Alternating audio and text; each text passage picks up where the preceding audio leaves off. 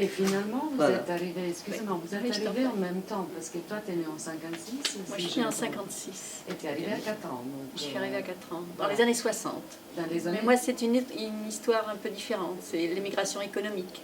Mon père est venu pour chercher du travail. Mais qui était quand Même- même antifasciste, voilà. résistant et de faire de la Qui avait effectivement aussi cette histoire à 18-20 ans. Donc, il me racontait toujours cette période où ils étaient partis dans la montagne avec des amis que je revois encore en Italie.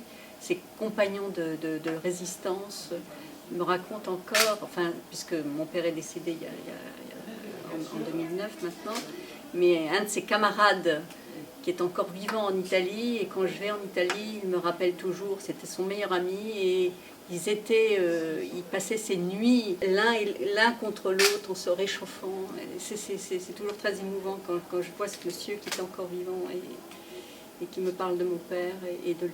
Il disait qu'il avait été résistant. Mais pas des anecdotes en particulier Cette histoire-là en particulier, bon, peut-être par pudeur aussi, parce que mon père était quelqu'un d'assez pudique, même s'il avait été très fier de cet épisode. Et puis peut-être qu'il n'avait pas cet engagement politique que tu racontes toi, parce que lui, ça a été surtout, j'allais dire, presque un problème de survie ensuite, l'émigration économique dans les années 60. Après, c'est devenu, j'allais dire, presque c'était la lutte pour la survie en France, quoi. Grosso modo, c'est ça. C'était le travail. Bon, il était ouvrier. On est arrivé. Il y avait 3 enfants quand même en bas âge. Donc, il a fallu lutter. Donc, il avait peu de temps, je dirais. Et puis, il avait peut-être pas la culture non plus politique. Alors, il avait été résistant parce que c'était dans la mouvance à l'époque, quand il avait 18 ans.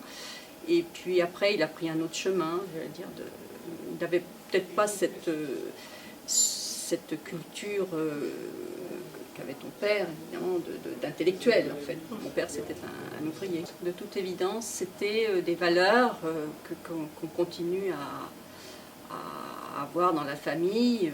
J'ai, moi, dans un engagement peut-être à travers la Fratellanza, sans doute. J'ai 2 frères qui, eux, ont pris des chemins différents. Un frère qui a suivi la mouvance d'extrême gauche. Pas la même, pas la même. Pas la même.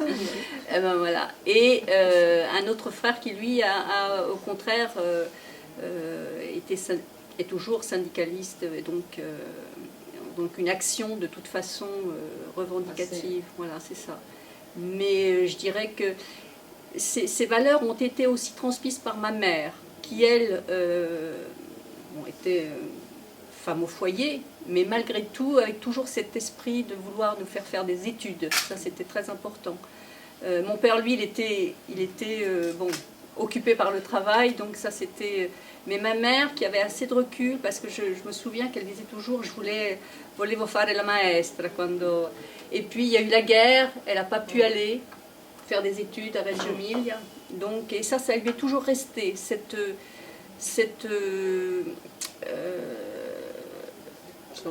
son regret, mais je dirais plus que ça, c'était son envie, ce manque de... Elle avait regretté toute sa vie de ne pas avoir fait les études. Ouais, elle se sentait toujours mal à l'aise, enfin... Comment expliquer ça? Bon, c'est pour ça qu'elle nous a toujours poussé à faire des études. C'est nous qui leur avons appris le français. Et je dirais presque qu'on a été... c'est nous qui servions d'intermédiaire avec la maîtresse, avec la sécurité sociale, on a ce rôle qu'ont peut-être d'ailleurs maintenant ces jeunes de la 2e génération. Donc je me souviens que j'accompagnais ma mère pour faire les formalités, ça a toujours été moi d'ailleurs, donc ça continue, mais bon, c'était comme ça. Nous, on avait... Et puis, il y a eu un moment où effectivement, comme tu dis, ma mère parlait assez mal le français. Et à un moment donné, c'est vrai qu'il y a eu peut-être cette honte, entre guillemets. Bon, On est adolescent, on ne supporte pas bien que les parents, peut-être, soient mal habillés, parlent pas très bien français chez les commerçants, etc. On se faisait quand même mal voir. Et à l'école, il y a eu quelques quand même épisodes assez douloureux parce que bon, on se faisait quand même un peu cartonner. L'héritage, c'était notre époque. Enfin, je me souviens. Alors mes frères, eux, ils faisaient le coup de poing. Donc c'est-à-dire, après, les camarades, ils ne recommençaient pas. Hein. C'est tranquille. Moi, je prenais un peu plus les coups. Ouais, et je vivais ça très mal. Et puis après, j'ai eu envie, au contraire, de me rattacher à ses origines italiennes. Donc j'ai fait l'effort. On allait souvent en Italie, j'ai réappris la langue, je l'ai étudiée, j'ai gardé ces contacts très forts avec l'Italie, notamment à travers ma grand-mère, qui était, je me souviens, j'ai encore toutes ses lettres, elle m'écrivait toutes les semaines. Cara Giulia. J'ai retrouvé ces lettres, en plus c'était assez extraordinaire parce que ma grand-mère est morte, j'avais 20 ans. Elle est née au début du siècle, et c'était la seule elle savait écrire, c'était assez rare. Ma grand-mère maternelle, elle m'écrivait toutes les semaines, elle me racontait tout ce qui... J'ai encore ces lettres. Mais moi, j'ai une fille là, qui a 19 ans, et c'est vrai que ça a été, une volonté presque... Alors j'ai beaucoup ramé, si tu veux, parce que moi c'était une langue, l'italien, que j'avais apprise, parce qu'on parlait le dialecte à la maison, le dialecte de Reggio Emilia. Lui transmettre cette langue, qui n'était pas vraiment ma langue, parce que je te dis, on parlait le dialecte, donc ça a commencé...